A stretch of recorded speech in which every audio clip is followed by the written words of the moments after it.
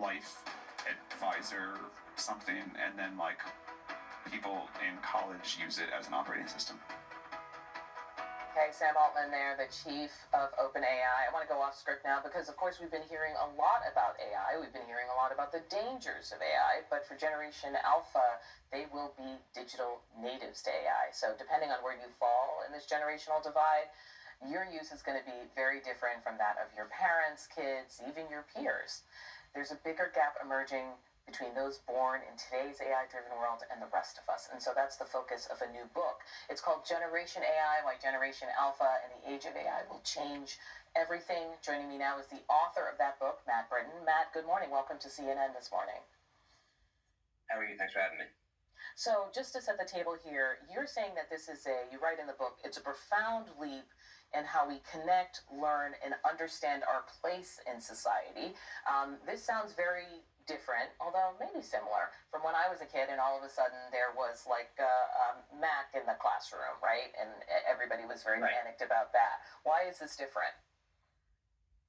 Well, for the first time ever, we can interact with technology the way like we interact with other humans.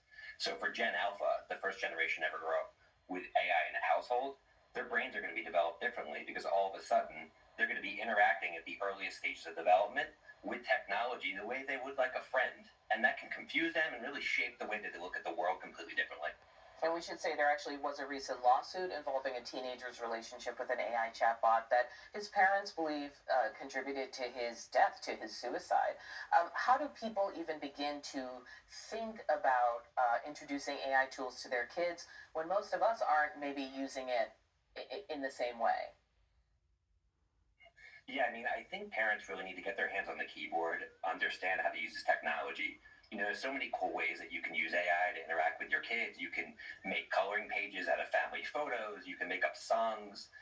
Really try to make it playful, interactive, bring AI into the family dynamics, and over time, both you and your kid will get used to it and will be part of everyday life.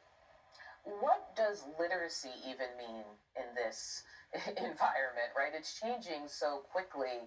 Like, how do you teach them? Like, how can you tell the difference from one thing versus another? What's real and what's not? And even kind of their own critical thinking, how to still deploy critical thinking in this context.